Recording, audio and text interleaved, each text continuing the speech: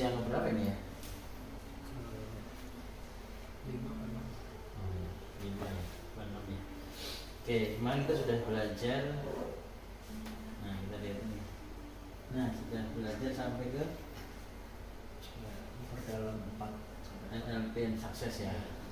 Sudah 4. Kita masuk ke sensitivity and calibration. Oke, terus nanti kita cukup ke presupposition. Kalau belum ya 1 poin sense.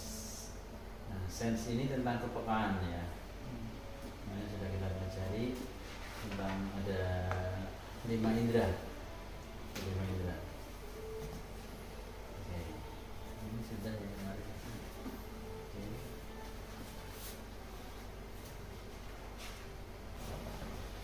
Baik, kita bicara tentang sensory acuity dan kalibrasi. Ya, dari apa bahasanya? Sensory acuity itu ketajaman indera dan bagaimana cara mengkalibrasinya, mengukur ya. Nah, setiap orang itu punya kepekaan ya. Jadi setiap orang punya indrawi yang itu sangat menentukan bagaimana pesan dari luar, informasi dari eksternal itu masuk dalam pikiran kita.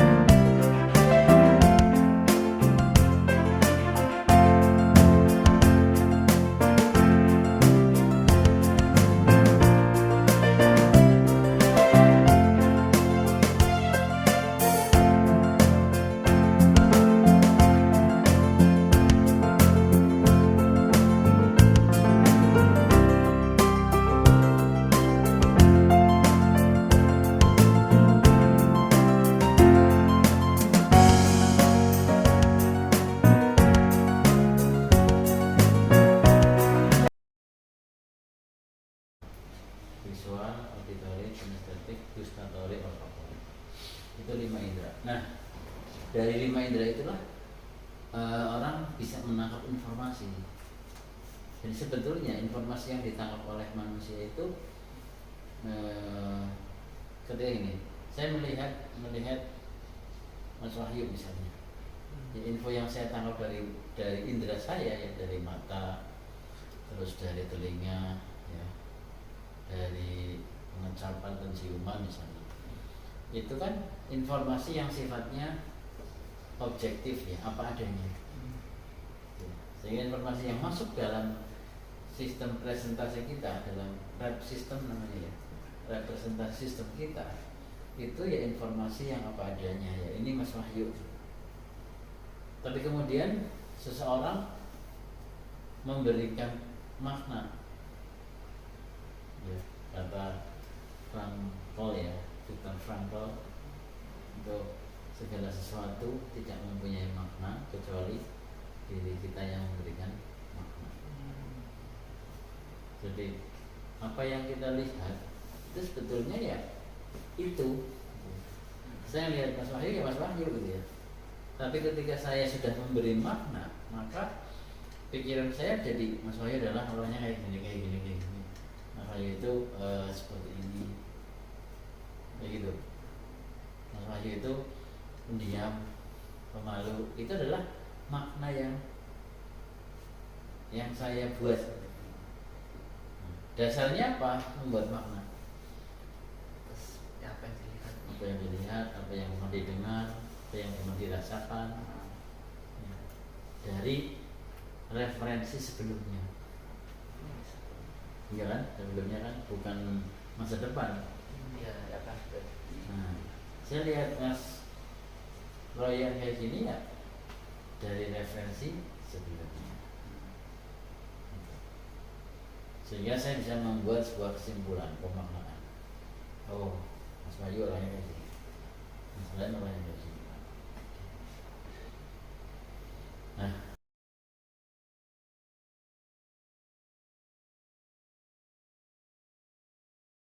Tell me what you want, what you need. Tell me, tell me, tell me, tell me what you want, what you need. Tell me, tell me, tell me, tell me what you want, what you need. Tell me, tell me, tell me, tell me what you want, what you need. Tell me, tell me, tell me.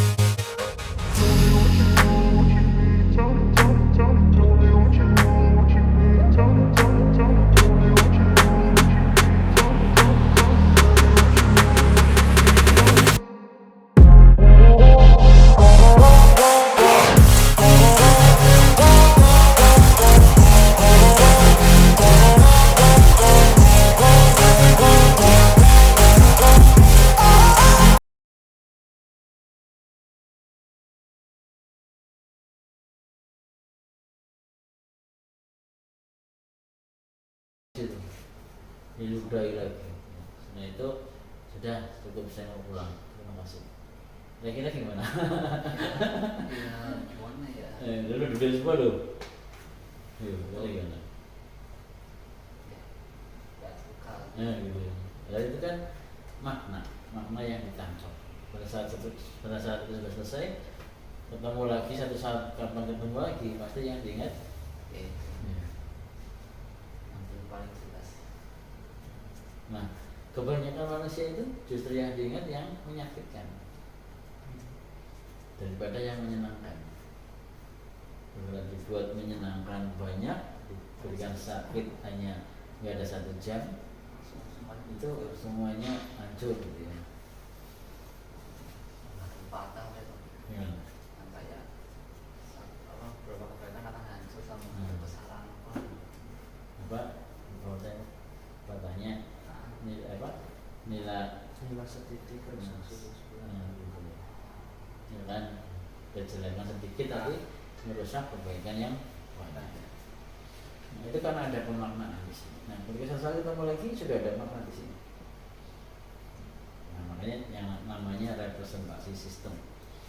Nah, itu dipengaruhi oleh pengalaman, oleh keimanan, oleh pengetahuan, latar belakang, oleh intuisi, oleh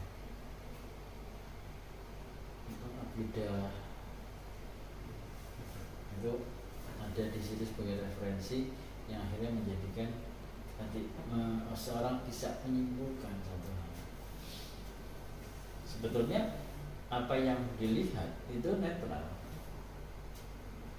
tapi pada saat orang itu memberikan makna, maka jadinya mempunyai makna. Sama halnya pada saat kita melihat orang, contohnya Mas Wahyu ya, melihat anak buahnya, itu kan maknanya banyak.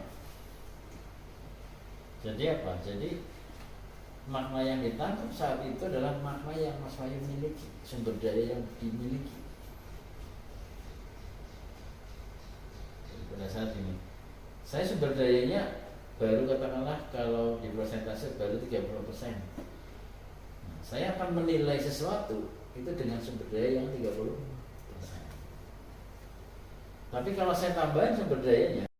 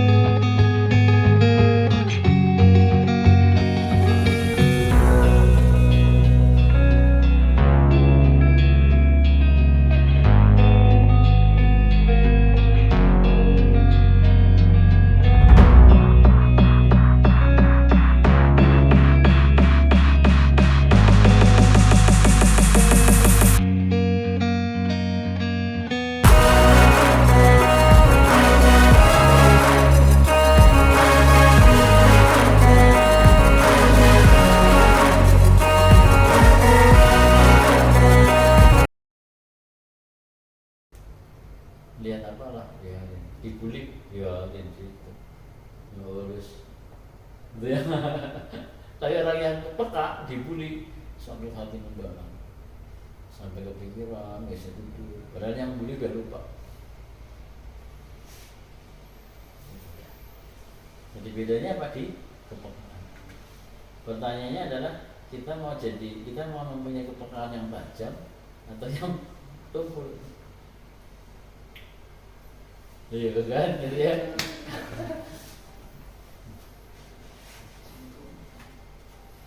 Pajak. Gitu. Jadi ini yang menjadi masalah sebetulnya. Kenapa sih gampang cemas? Kenapa sih saya kok nggak pedean? Karena terlalu peka. Bukankah terlalu peka itu baik? Iya. Ya kan? Nah, alat detektor terlalu peka kan bagus kan, peka banget kan. Deteksi apa cepat, deteksi apa langsung dapat. Bagus juga tadi. Bagus. Tadi hasil baiknya atau buruknya. Nah, berarti kelemahannya di mana nih? Alat yang terlalu peka kan baik, tapi ada kelemahan. Apakah ya susah juga ya. Jelas. Tergantung pemakaian. Nah, betul. Itu tergantung cara menggunakannya. Kalau detektor itu digunakan kemana-mana, mengganggu nggak? Sana bunyi, ke sana bunyi, ke sana bunyi. Iya, sih. Harusnya kan dimasukin ke tempat kan, Hmm. ditutup kan, tidak bunyi. Pada saat dibutuhkan dipakai, saat nggak dibutuhkan dimatikan. Itu sama aja dengan indera kita. Nah, indera kita dibiarkan terus-terusan terbuka tanpa dikendalikan. Ya, tadi kita yang rusak kan. Wah, stres banget lihat ini, stres lihat itu, stres lihat ini. Wah. Nah, itu. Artinya apa? Itu dikendalikan. Makanya NLP ini salah satu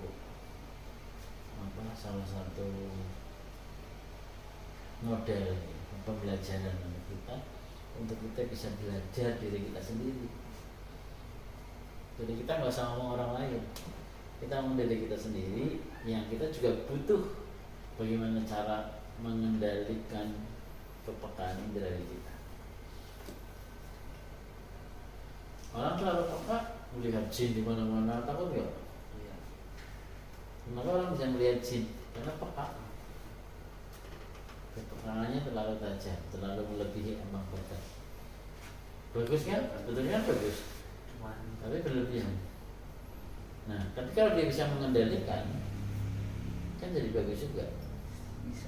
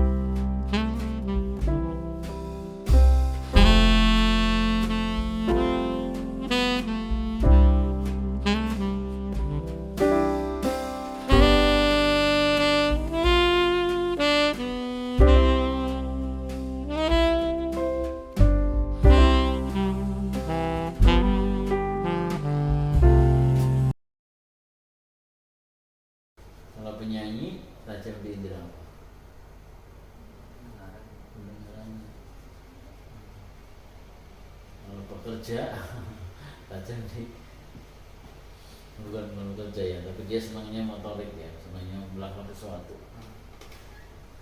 Itu yang dibilang rasa. Pernah lihat nggak pemain sepak bola pada saat mau mulai pertandingan dia mencium kalungnya dulu? Itu juga sudah mengakses indera penciuman. Karena pikiran kita ini ibaratnya komputer ya, software, hardware ya. Hardware. Nah, USB-nya adalah panca indera. USB-nya. Software-nya masuk ke dalam masuk dalam hardware melalui panca indera.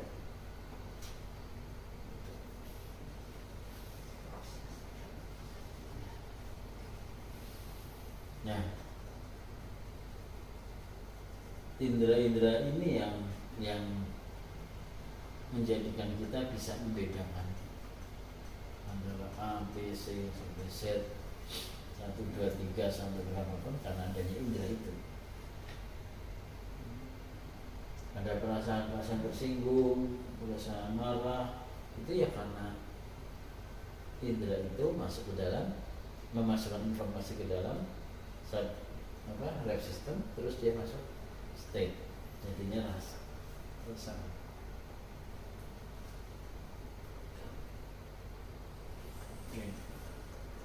Nah, ini contoh ya untuk suara. Suara juga sangat berpengaruh ya terhadap kualitas indera pendengaran, tempo, volume, paus, predikat itu jenis-jenis kalimat yang disebutkan. Misalnya ngomong adalah coba kamu bayangkan sama ngomong coba kamu rasakan, itu kan berbeda. Itu predikat. Terus inclination, kecondongan. Seseorang ketika mencari data, dia akan menggunakan indera yang mana? Kalau orang-orang auditori cenderung mendengarkan dengan telinga, dia akan mencondongkan telinganya. Gimana? Ini mencondong.